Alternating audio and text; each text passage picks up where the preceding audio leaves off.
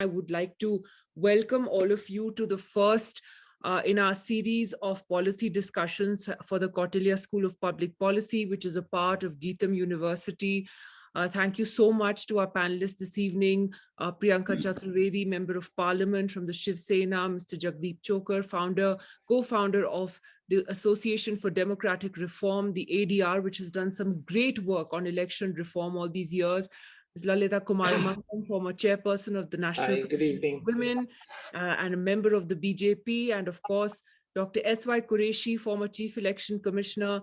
Great to see all of you here in my new avatar and hopefully a different avatar in the conversation as well. Thank you very much for joining us. And we wanted to kick off this policy series with a discussion on election reform. It came to us simply because we are in the midst of these very highly contested, tightly contested assembly polls, and the whole conversation around campaign financing and how to clean up the election process has in a way restarted all over again. So I want to take the first question and jump right in to Dr. Qureshi first, on the issue of campaign financing to begin with. Now, Dr. Qureshi, your thoughts firstly on the Supreme Court's recent decision to allow electoral bonds to go ahead. Just to let everybody know, this is a process whereby which political parties get donations, the identities of those who donate remain completely anonymous.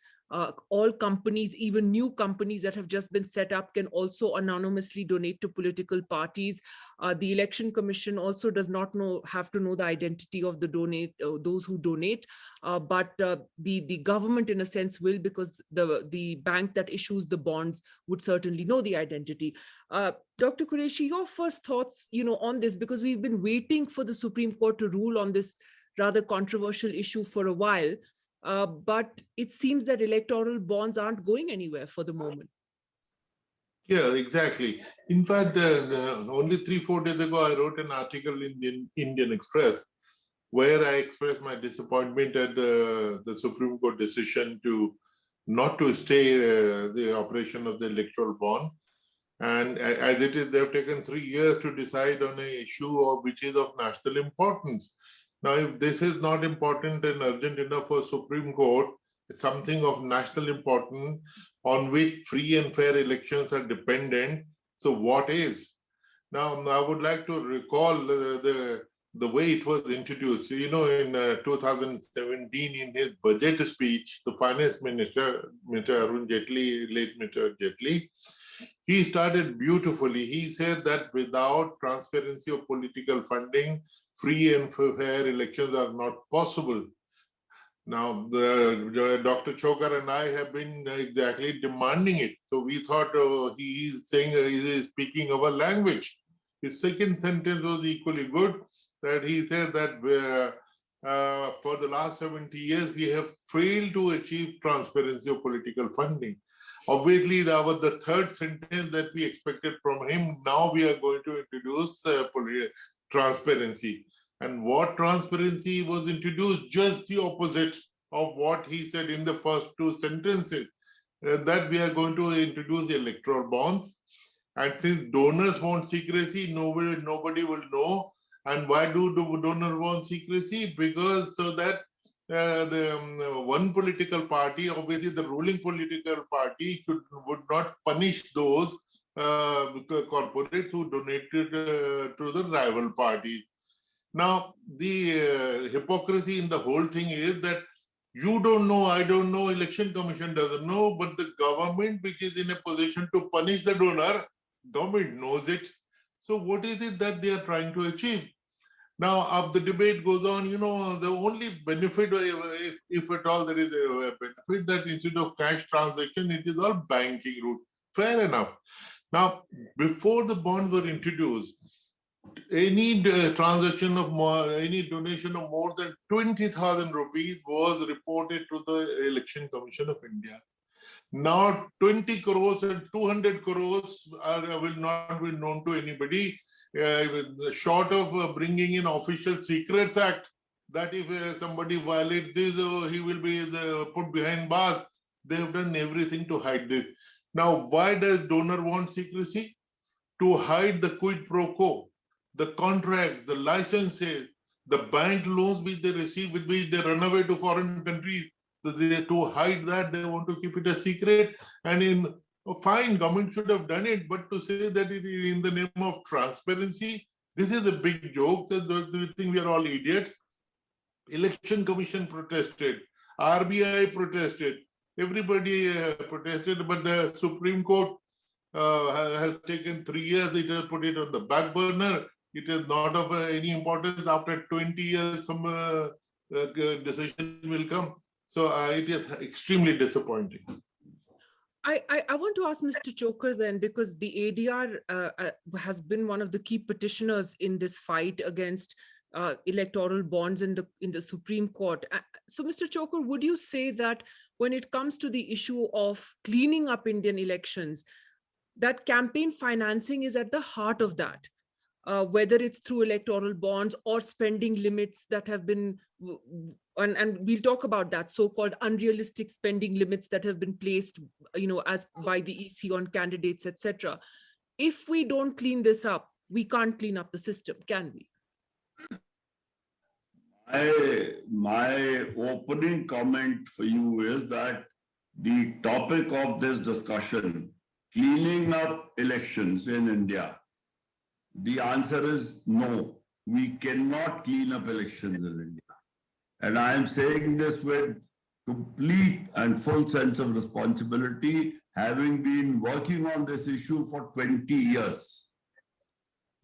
Yes, what you are saying is yes, not only election financing, there are many things at the heart of electoral reform. One is election financing, or one should say political financing, because political parties also need money for themselves in addition to contesting elections. So political financing, the transparency of political financing, and internal democracy in the working of political parties, these are two things which are required, which I am absolutely sure will not happen, certainly in my lifetime, or I think they will never happen. So we can keep talking about it. Dr. Qureshi has done a wonderful job of explaining the electoral bonds, and we are the petitioner. I have heard 2 days of hearing in the Supreme Court, where the Attorney General said, why should voters want to know where do political parties get their money from? They should be only concerned about where the candidates get their money from. And as Dr. Qureshi said, the Election Commission had opposed it. But in the last hearing, the Election Commission made a turn. They said, we are not opposing electoral bonds. We want transparency. I mean, this is kind of, it is very, very frustrating. All political parties, and I would underline all and put it in bold and capital letters, all political parties do not want transparency, period. We got a letter from the Central Information Commission saying 6 national political parties are public authorities under the RTI Act. Then the 6th party did not comply with the order. We went back to the CIC saying your order is not being complied with. After 2 years of deliberation, the CIC said we can get our order implemented. So you can do what you like. So we are again sitting in the Supreme Court for the last, I think now 7 years. So nothing moves when it comes to transparency of political parties. I am sorry, cleaning up elections is not possible. That's a very strong statement to make, Mr. Chokar, because you're trying to do that, and for you to sort of throw your hands up and say it's not going to happen is really rather sad, actually. I want to take this point to Priyanka Chaturvedi as a politician, Priyanka Chaturvedi as a member of parliament. Would you be honest to agree with Mr. Chokar here that, frankly, political parties across the board would rather have the status quo continue? But if you had to suggest even one or two practical suggestions that would clean up at least financing, election financing, since we're starting on that, what would it be? What do you think is realistically possible for us to do in the system? Firstly, I'd like to go on record to say, yes, we need to be more transparent, and we need to build that trust deficit that is there between voters and us and political parties and political representatives by methods like these, where we bring in transparency in the entire process of elections. I also stand in favor of transparency, because people like us who come from non-political backgrounds, who want to make a political difference by contesting elections, are denied those because you don't have big pockets of money and you don't have that kind of bandwidth to be able to spend without any restrictions. Because now election is a very expensive affair. It is not easy for anybody to come forward and say, hello, listen, I want to contest an election, even as an independent, to be able to offer a tough competition to those who have deep pockets, for example, the national parties. So I'm totally in favor of bringing in more transparency. How do you bring in more transparency? I think we need to also, electoral bonds is one thing where you've taken away total transparency. You don't know who's putting in money and how much money is being invested in political parties. And I call it an investment because anyone who's putting in money, especially corporates who are putting in money, they extract some benefit out of it, which is a given. And if you look at how much percentage of these electoral bonds have gone to which political party, it will also give you a sense as to why the huge amounts of money are being spent even during election, even after election, and you have the resort politics that you end up seeing, resort tourism that you see post-election results are out. So first is electoral bonds transparency. I think it should end. This entire electoral bond system that was introduced, that needs to go, because that will be one step to bring in more confidence in the minds of the people. The second thing I personally believe is compliances. If there are compliances in place, please ensure that they are adhered to. Every political party should be held accountable, whether there are these electoral trusts that are in place. They also are expected to submit their books of accounts, which we see there is a lack in terms of being able to submit and follow the norms set in place. The third thing I'd like to say, and with all due respect, Dr. Qureshi mentioned that how Supreme Court has gone and given a verdict, and which is disappointing, obviously. But as someone who is part of the opposition right now, it is also disappointing to see that Election Commission of India has become very toothless and very powerless in terms of defending its own constitutional integrity and constitutional position, and be able to emphatically come down heavily on political parties which are going out of bounds as far as constitutional norms are concerned, as far as following ECI norms are concerned. It is a matter of serious worry. So these are my 3 points, opening points, which I would say that if we try and bring this in place, we end up building more confidence in the minds of voters, as well as bring in more transparency that Mr. Chokar was speaking about. And that's an important point about the Election Commission's own sort of reputation, integrity, which is sadly, under the lens these days, and has been actually for some time. And we'll talk about that with Dr. Qureshi in a while. But I wanted to get Lalita Kumaramangam's opening comments. Just to ask you, ma'am, on the point of the electoral bonds and lack of transparency. Now, I was looking at, what the US rules say on political donations, and there actually it, obviously every country, and every democracy would have loopholes, but if you give donations to political parties of $200 and above, then it has to be publicly, it's declared by the Federal Election Commission on their website, the names of the donors, their addresses, all the details are there for the public to access.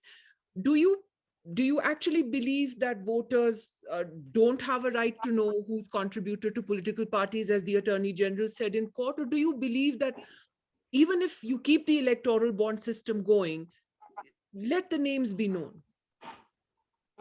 I would agree with the second part of what you said, Nidhi. That is that electoral bonds, I think you'll find it, any party would find it impossible now to get rid of it now that it's been introduced for many reasons.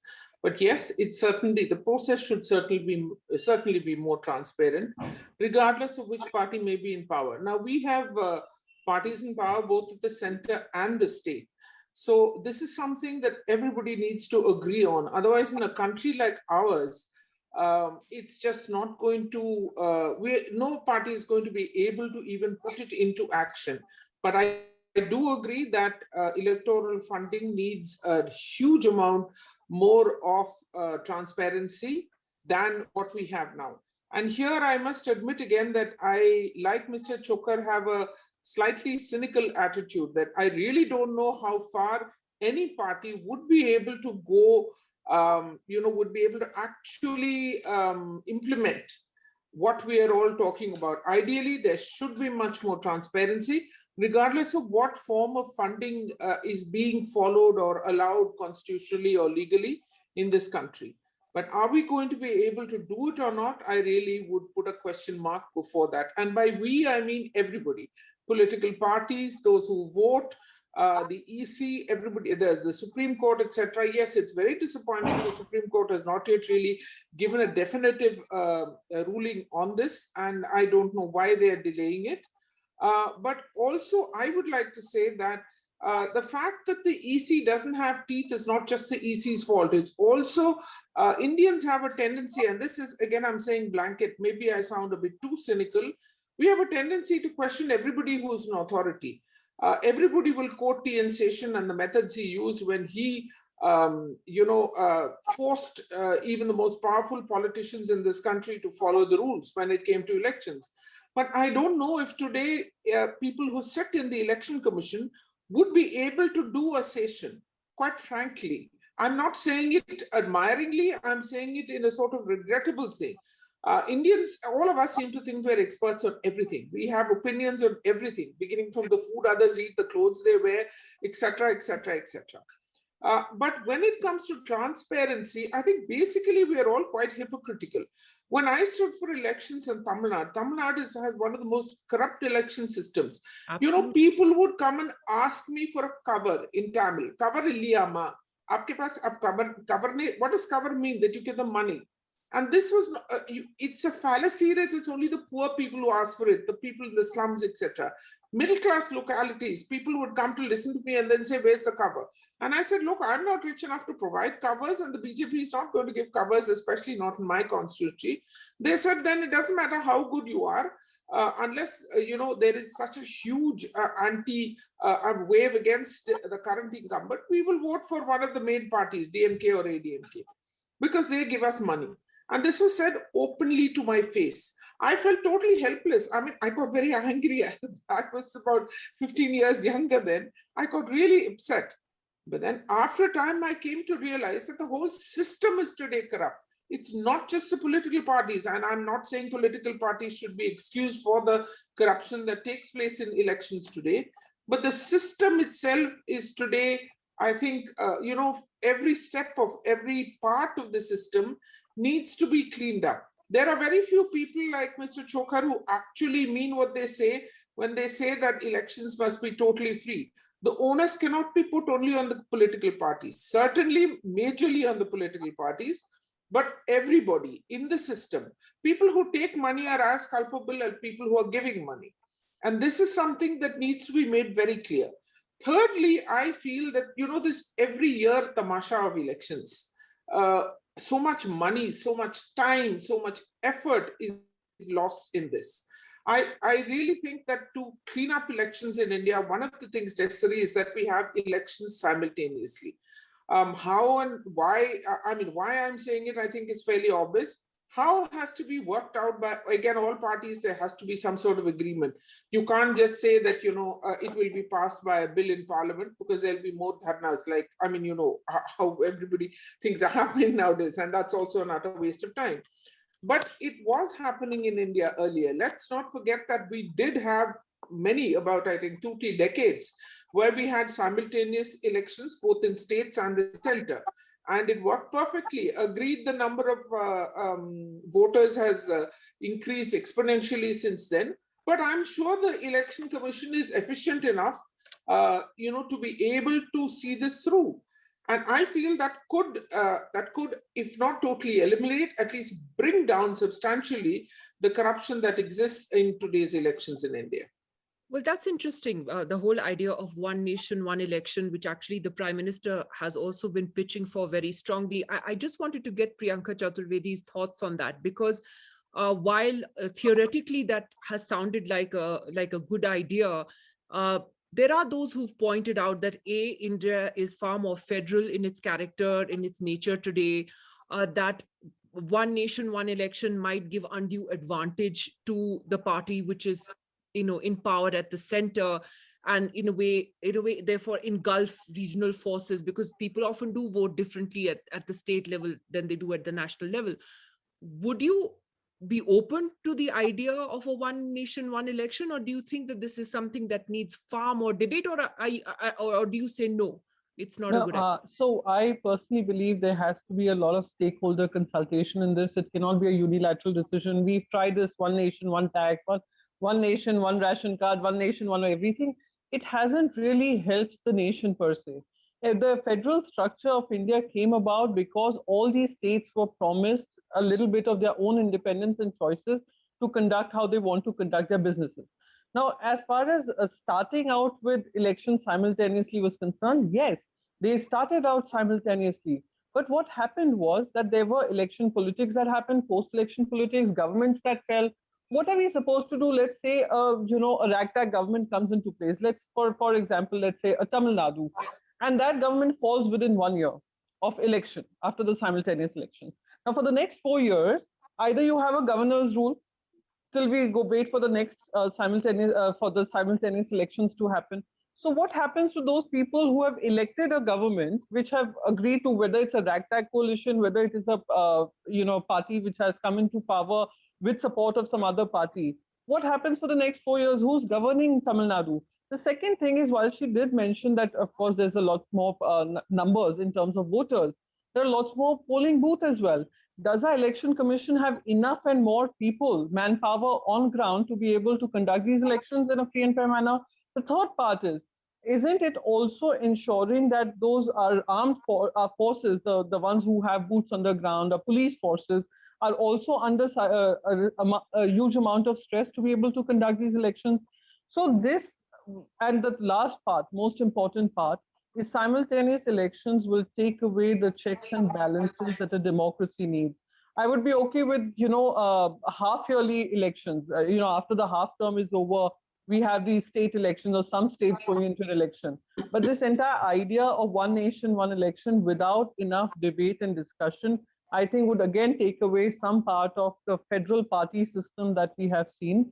And this also happens when parties like ours, the Shiv Sena, cannot go beyond Maharashtra at times because of the lack of resources. That is another problem. So these are problems that we need to consider before we come up with an idea of, oh, it sounds very good, one nation, one election, but what does it do for our democratic process is something that needs to be consulted, spoken to with experts and those who have been on the field. Dr. Qureshi, what are your views on that? Do you think that one nation, one election, is it doable? Is it possible? Doable, certainly, but desirable, no. Doable because for the election commission, this is the easiest thing because the voters are the same, polling station is the same, the implementing agency, the administration is the same, security is the same. So you enter a polling booth, instead of pressing one machine, you press 3 machines for 3 different constituencies, and then we all go and play golf for 5 years. So for election commission, it's a very nice thing to do, but it is not the convenience of administration and election commission we look at, it is the desirability.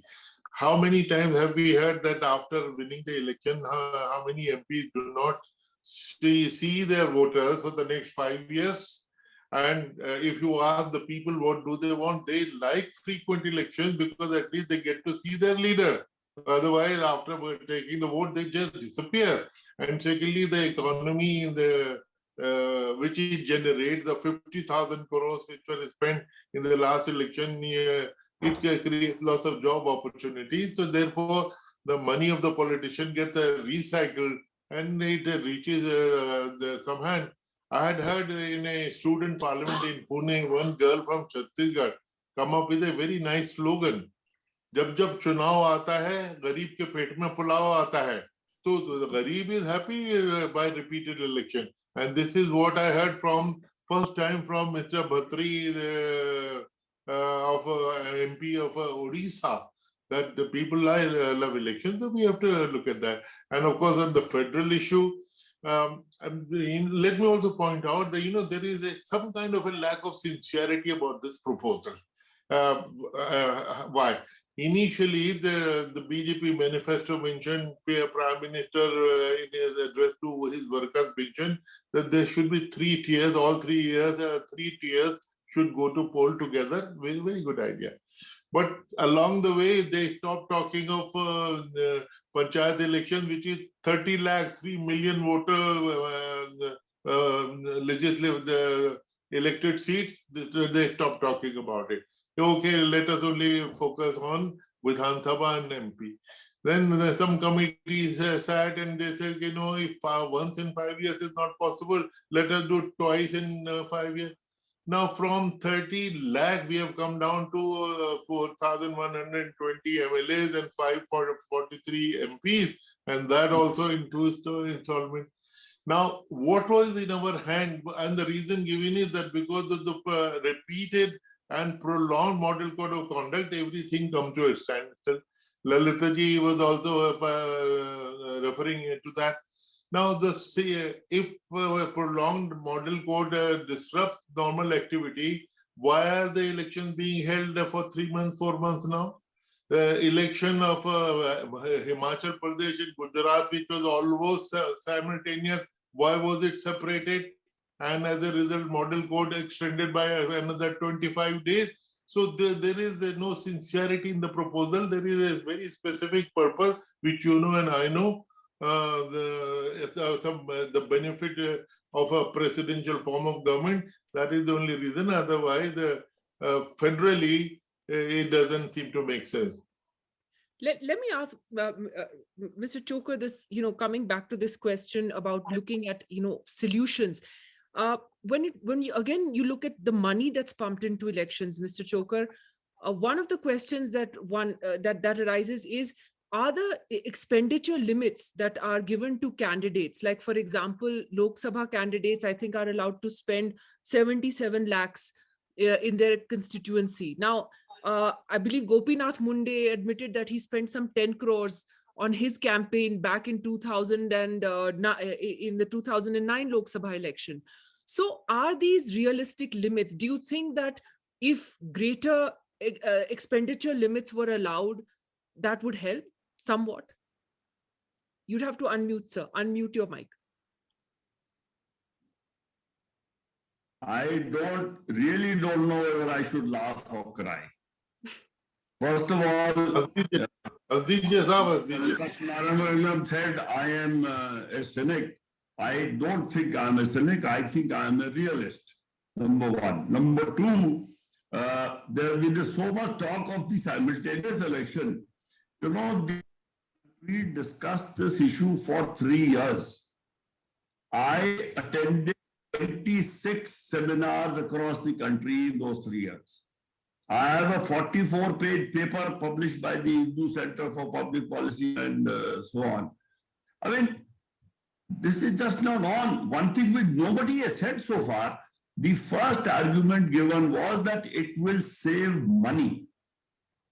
And I cannot find a more disagreeable argument. Are we looking for the cheapest form of democracy? This is, the whole thing is so, I'm sorry, I don't want to talk about that. It's ridiculous. But coming back to your question of limits, in the 2009 election, we analyzed the election expenditure affidavits of 6,749 candidates or something. Only 3 people said that they had spent 90 to 95% of the limit. 30 people said that they had spent about 70% of the limit. Now, except for these 34, something like 6,732 candidates said they spent only 45 to 55% of the money.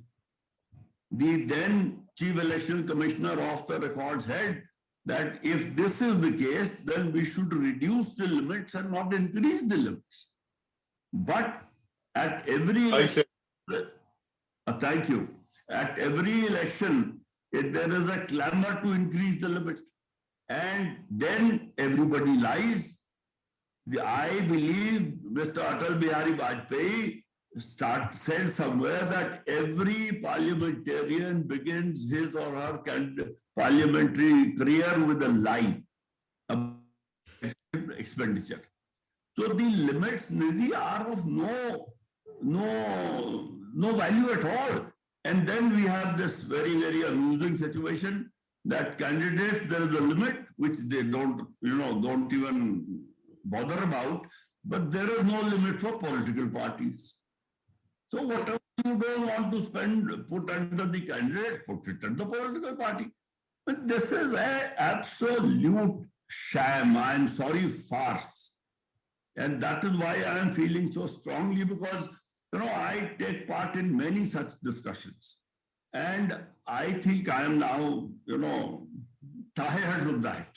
We say the same things again. Nothing happens. Everybody says everybody should agree. Everybody agrees immediately when there is something of interest to political parties. It happened in 2002 in our first case in the Supreme Court of criminalization. All political parties opposed that. They changed the law. It was mercifully the Supreme Court then said that the amendment in the Representation of People Act was unconstitutional. On RTI, all political parties... They came together on RTI also. They come together on... The left. Very easily. We have dubious record that we have got, in 20 years, we've got political parties to become unanimous on 5 occasions. So, unanimity is not an issue, but it is the willingness. And that is why I say, since there is no willingness and there is so much hypocrisy, well, Ms. Kumaran mentioned hypocrisy in another forum, but I think there is so much hypocrisy going around, particularly in the political parties. And I will say that political parties must be held responsible, because who is supposedly leading this country of ours? And then we say, you cannot stop it. The whole system is bad. What is the system? Who is the system? Everybody. Yes, I am part of the system, therefore I am crying. The Election Commission is part of the system. Dr. Qureshi is sitting here and he is seeing the Election Commission, what is happening now.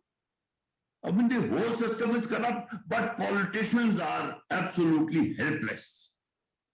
This is the tragedy. Let me get some questions in from our some students and all who've logged in. Actually, Pratish Anand has a question, I think, for Dr. Qureshi.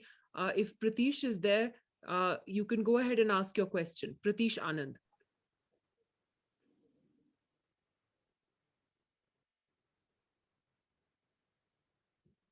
If we don't get Pratish in the next 10 seconds, I'll ask his question, because I got a message about what he's asking.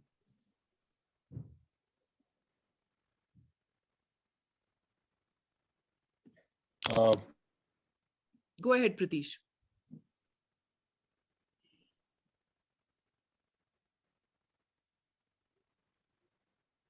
Hello, sir. Hello, ma'am. Good evening. My question is for Qureshi, sir, regarding the Election Commission. There is a lot of scrutiny on the Election Commission's neutrality in the recent times.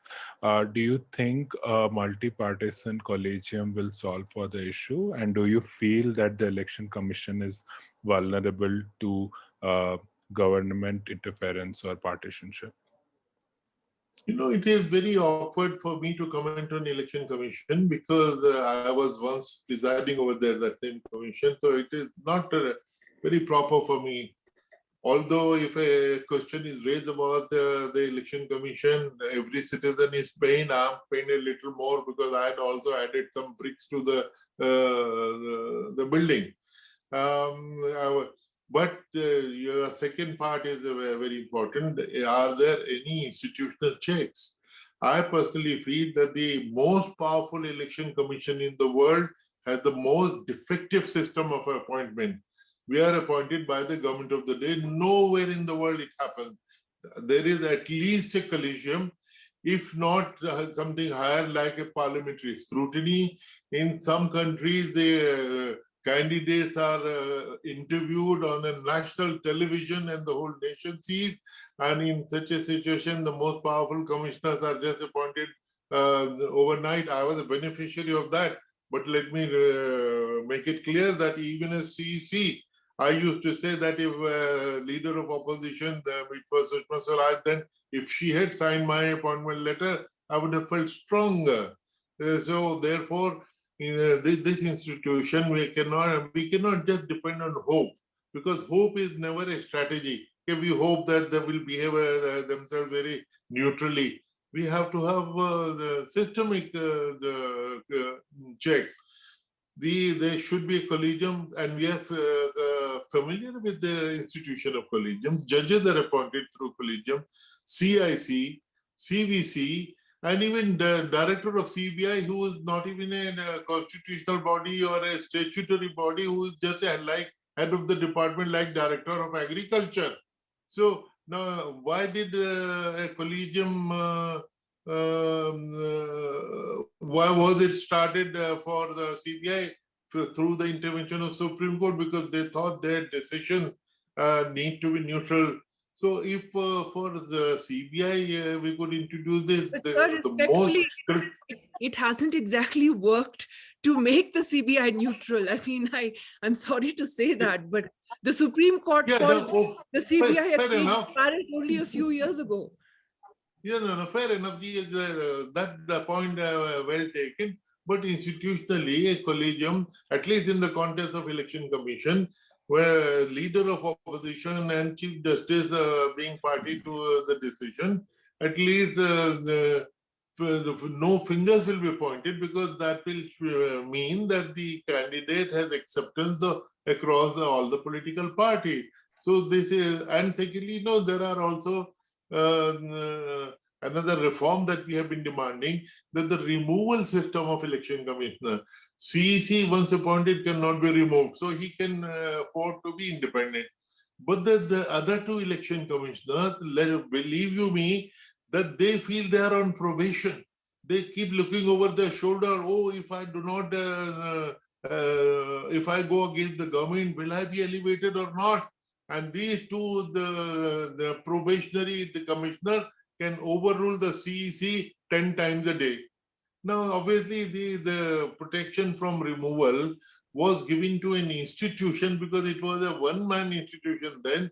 Now it is a three-member institution, so it has to extend to institution and not to. And we have been demanding this for 20 years. There have been all kinds of government, but they have not bothered, as we have been saying that all parties are indifferent to electoral reform. Now, this is something which should have come easily. The day it was made multi-member commission, the same day this reform should have come, that they will be removed exactly the way CEC is that. And so, yeah. Sorry, I'd like to invite Dipanshu Agarwal, who also has a very interesting question. Dipanshu Agarwal has a very important question. Go ahead, Dipanshu, whenever you come on, please.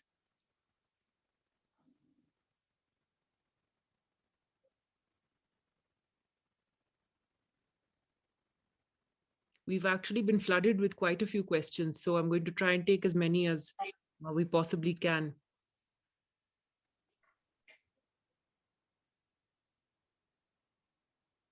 Good evening, respected panelists.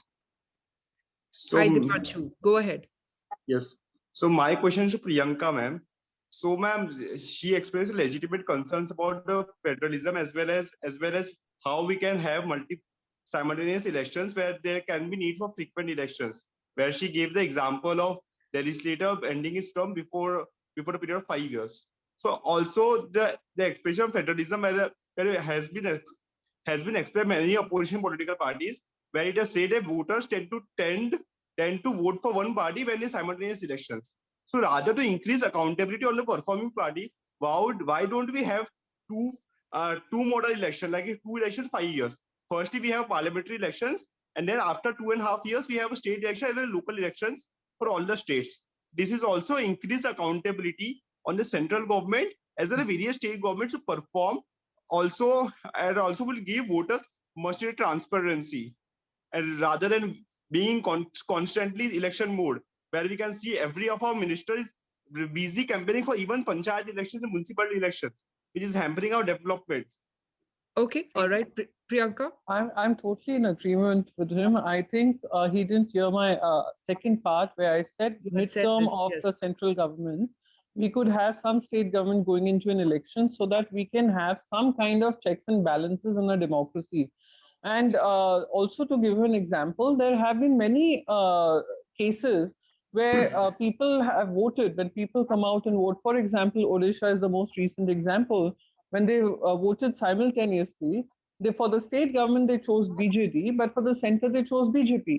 So that also happens. But my point is about accountability. Simultaneous elections, sometimes or the other, becomes a losing point for the federal structure of this country, and also to maintain the checks and balances that the democracy has given to us. So that was my only limited point. And I'm in agreement with him that these are modes that we can discuss, and we can have a large stakeholder discussion. We can also have people involved in these discussions and come up with something which actually addresses the problem and takes this entire idea of trust deficit plus corruption plus heavy expenditure out of the system. As much as we can do that, we will have to do this together. But there's a question from Satkar Jain, which I'll direct to Lalita Kumaramangalam, which is that what are your views on prescribing minimum qualifications for politicians? I accept that people without qualifications can be good leaders, but what about a vision? Ma'am, would you like to sort of take that on? This is a very tough question. I will have to answer it more personally than as a politician, because I'm going to get totally pilloried if I tell you. Personally, I feel that there should be a certain level of qualification, and certainly anybody with a criminal record, regardless, should not be allowed to stand for election. But unfortunately, in this country, we also need to understand that, even I have been booked and sent to jail. So anybody who takes place in political agitations, if you're taking place in an agitation where your party is not in power, you're booked and sent to jail. So there is a lot of, again, there you need to have more transparency in the whole process. But I do agree that politicians with a certain minimum level of education, probably today, I don't know about what it was 50 years ago, but today certainly will probably be able to provide much better governance to their constituents, the people who have voted for them. And the whole thing about criminal activity, I feel about it very strongly, especially given my years of work with women. Anybody who has any sort of black mark in their attitude, especially during their work or their lives, if there is any criminal complaint against them which is still unproved, well, I feel that there should be a question mark put on their being allowed to stand for election or not. On the other hand, also, let me say that, it's not necessary that everybody who has not had an opportunity to get an education that they should have got, necessarily will not make a good politician. We need to look more at especially I would say this for the panchayat level. Because at the panchayat level, you're voting for a much smaller constituency in terms of work, governance, etc. There are different priorities for assemblies, for parliamentary constituencies, and for panchayat elections. And what we must keep in mind is that, given the fact that today we have reservation for women at the panchayat level, women generally do not get access to education that men do. So if you bring in an education qualification there, it will get very skewed against women, which is why I think that we need to look at it, you know, as I said, at 3 levels: for the panchayat, for the assembly, and for the parliament. How we are going to do it, again, I don't even know if all parties would sit down and talk about it, forget about it, agree on it. We'd probably just start arguing and fighting and pointing fingers, as seems to be the want nowadays. But it is very important to understand that there are also other issues that need to be taken on board along with educational qualifications. You need to look at the records of these people if they have some experience in public life. You know, when first 25, 26 years ago, Panchayat reservation was brought in for women, it was fairly justly said that there were a lot of actually what you call the husbands, just the women were just, you know, The sort proxies. of stepping in the props. They were not really panchayat. They didn't know how to run panchayats, etc. Today, it's very different, very, very different. I think amongst the best panchayat leaders in this country are young women who have come out and actually moved mountains to improve the lot of their people. So there are, India is a very complex country. If you just say that this is just one rule that has to apply to everything above the board, one size shoe fits all, I don't think it's going to work. But I do agree that there should be some checks and balances to see that the people who we are voting for, who are going to represent us, at least have a modicum. And I'm being very realistic. To expect the moon is when you don't even know if it exists is I think unrealistic. But at least a certain level of both integrity and experience. Education would be a great advantage, but it can cut out a lot of good or prevent a lot of good people from coming into the field, especially at the panchayat level. In fact, Mr. Chokar wants to say something on that, because I saw you throw up, hold your head in despair, Mr. Chokar, when the when the issue of candidates with criminal backgrounds came up. And I've got the statistics here. I mean, ADR, your organization, already put out that data that nearly half of the newly elected Lok Sabha MPs in 2019 have criminal charges, which is a 26% increase from 2014. And nearly 30% of them have serious criminal charges of rape, murder, and attempt to murder. And I guess you held your head in despair because, is anybody serious about cleaning that up? No, I have actually 2 observations. I also have an observation on educational qualifications. I don't think it is a very complicated issue. My view is that so long as we as a society do not provide equal opportunity to every child in this country to get a reasonably good education, we have no moral right to lay down a minimum qualification. Absolutely. There was a case in Haryana where a lady was stopped from contesting elections. I mean, this is ridiculous. We are talking about, sorry, I'm being a little more forthright than I should be. I mean, panchayat, there should be educational qualification. Assembly may not be, parliament, no. I mean, this should be the other way around. No, exactly. That's what I meant, the other way around. Anyway, so in my opinion, unless we can put our educational system right, we have no moral right to do so. Of course, we are doing a lot of things which we have no moral right to do so, but that's all right. And now coming to criminalization. When we started this activity 20 years ago, in 2004 Parliament, there were 25% members of the Lok Sabha who had self-declared criminal cases under an order issued by the Supreme Court. So we thought we were doing a very valuable work, and by 2009, this had gone up to 30%. So we were very, disappointed, and we thought we should do some more, and we did some more. In 2014, it was 35% or 38%.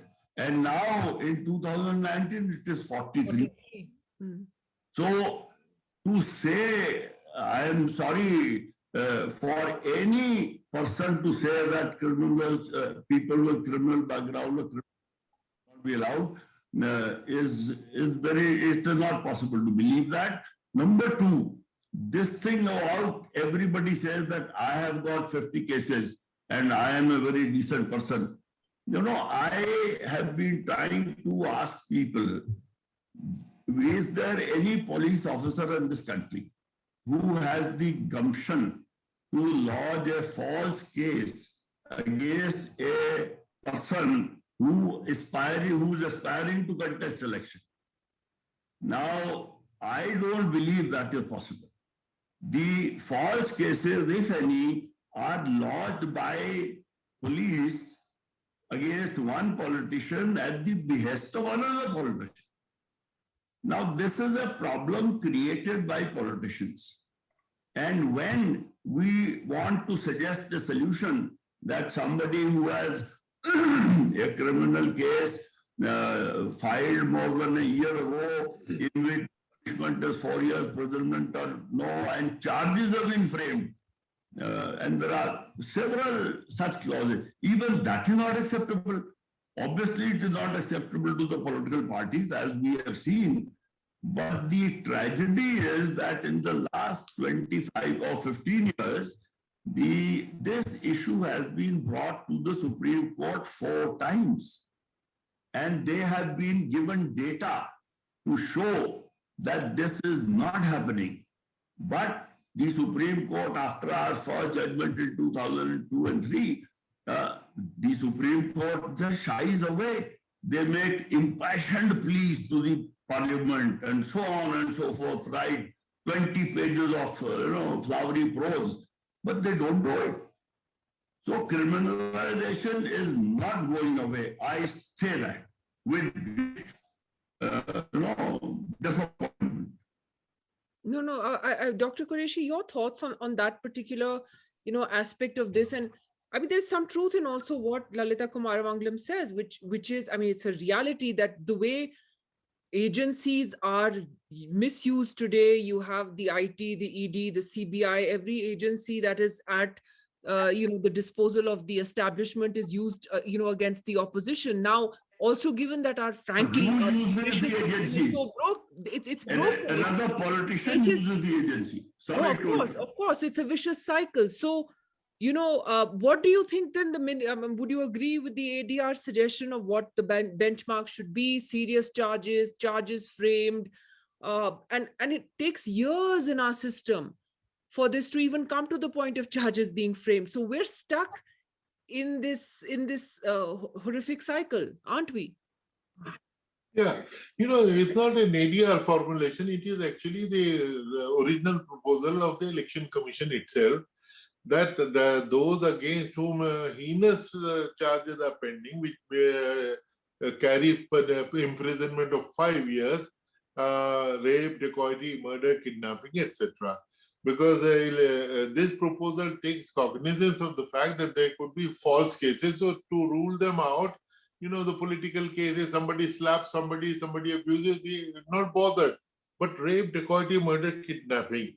And second safeguard is that the police, the court of law should have framed the charges, and the case should have been registered at least 6 months before the election. Now, court of law is independent, and if they frame the charges, that is enough safeguard against false cases. So I personally, and by the way, Law Commission, which only consists of jurists, they have recommended it. Lots of juries have been talking about it. Judges have been talking about it. But despite that, we have not been able to debar these people.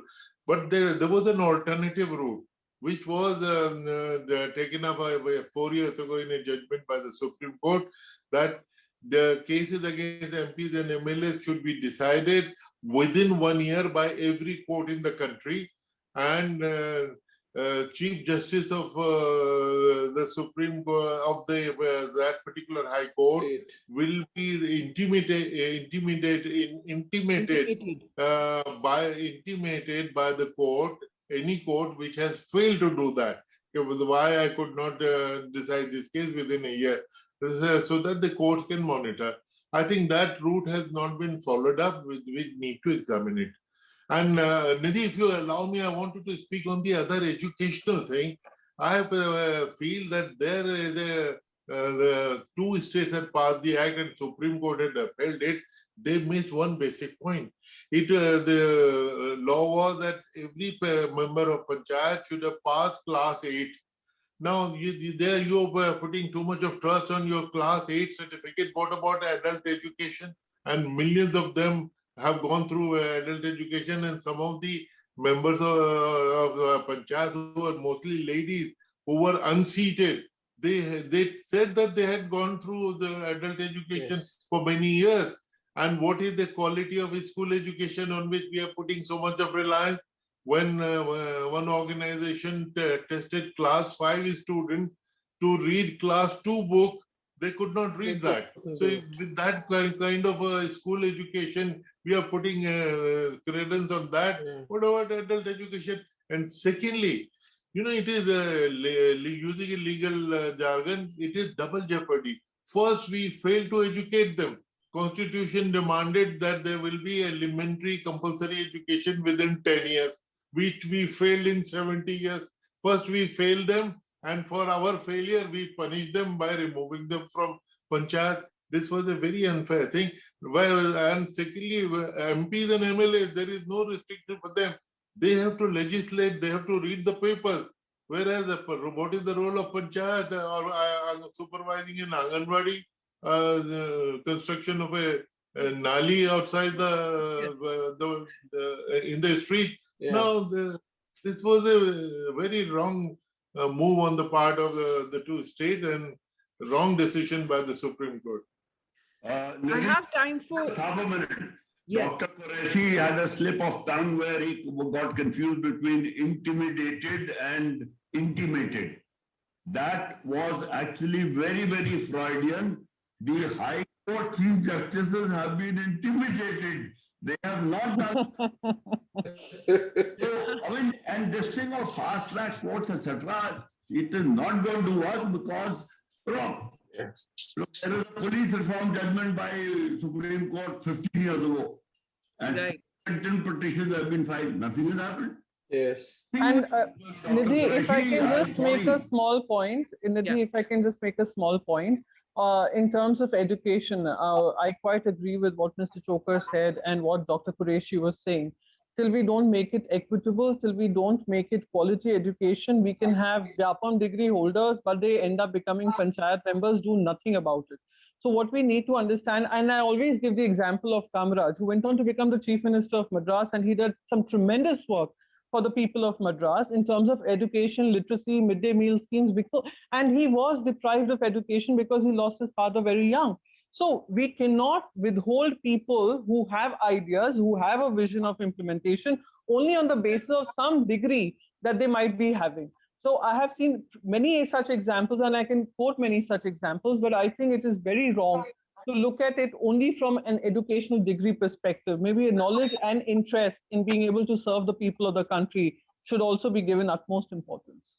Well, I have time for one final question, and we have just 3-4 minutes left. So I'll take all of you to answer this, because I found this an interesting question from Turaga Rao, who's basically saying that shouldn't people who abstain from voting or who don't cast their vote, should they not be penalized? Because he seems to say that a real democracy is one in which the voting percentage is 90% and not just a mere 30%.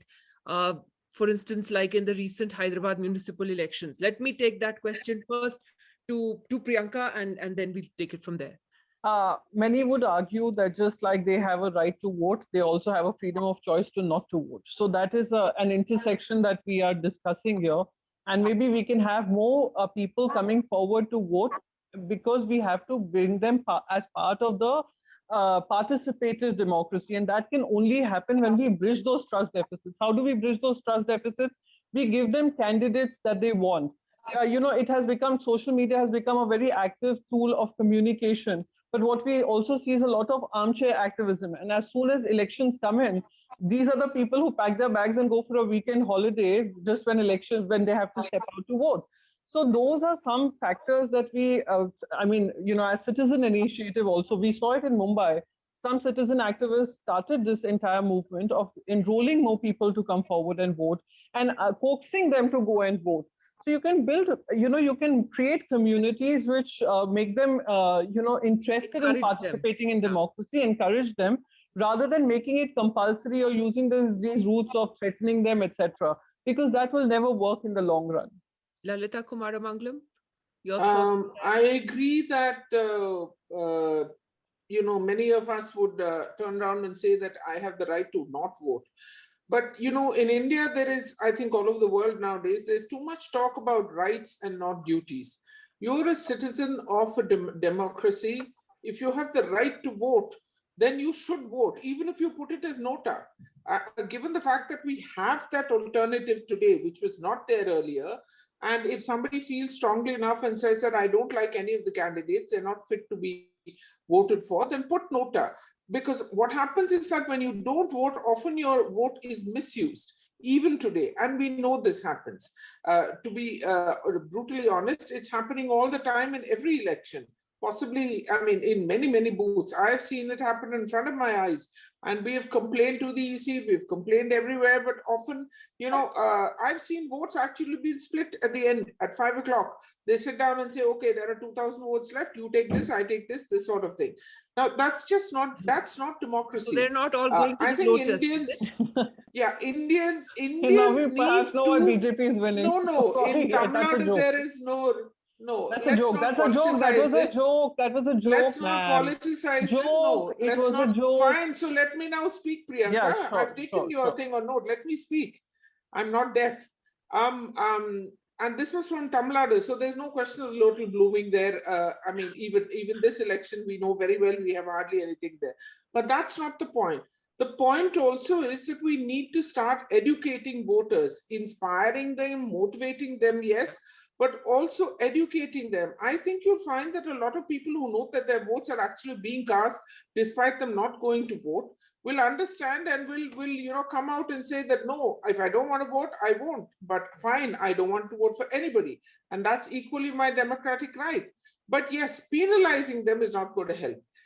Indians have, I don't think anybody in any democracy, if you penalize them, it's going to be counterproductive. So you need to bring them out to vote. And what Priyanka talked about, the trust deficit, I think it exists between every party and their voters to a certain extent. That has to be bridged. But that can't be bridged again by parties working singly.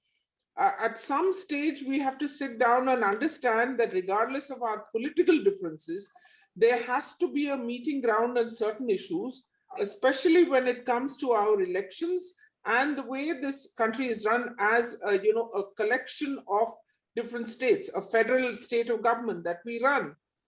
It doesn't matter if you have today the BJP may be in power, but it took us 30, 40, 50 years to come to where we are today.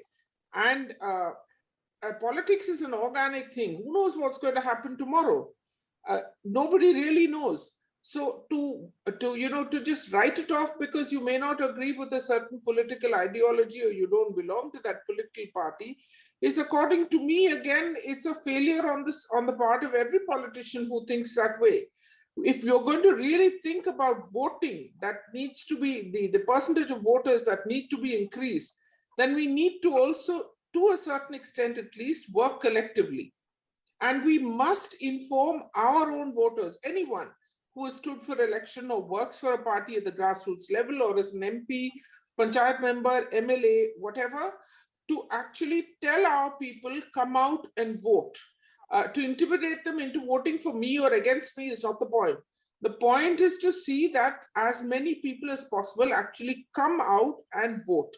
And that is what we need to work towards.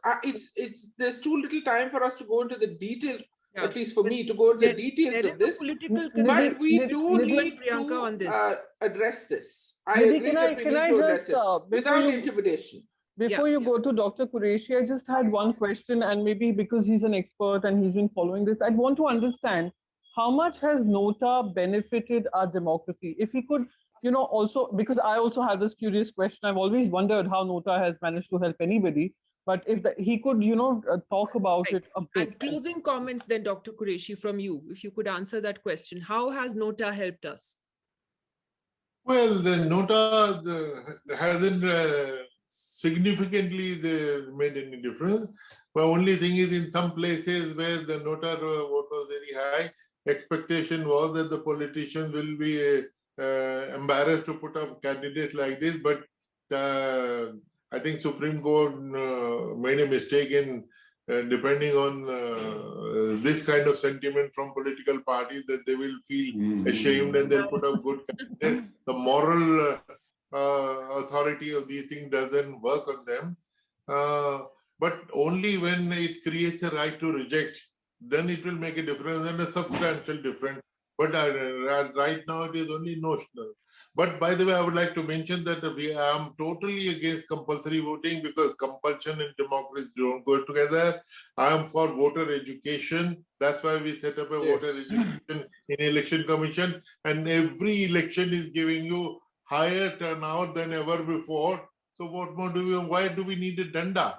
And then there is an enforcement angle. Suppose we make it a law, and if you don't vote, even if we impose a token fine of 1 rupee, we have to follow due process of law, which is a legal notice to you. So 30 crore people did not vote in the last election.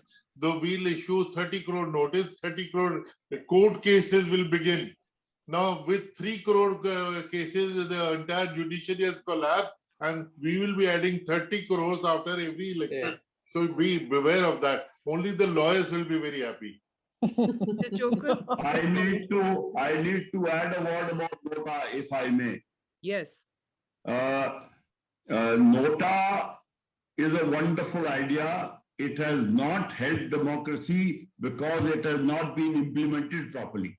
The Supreme Court said that if more and more people vote for Nota, political parties will be forced to put up better candidates.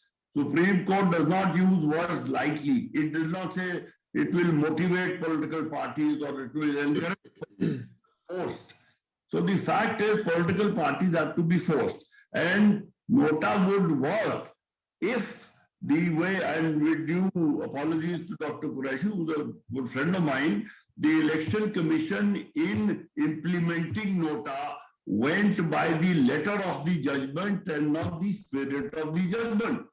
That if Nota gets more votes than any candidate, then no candidate should be declared elected.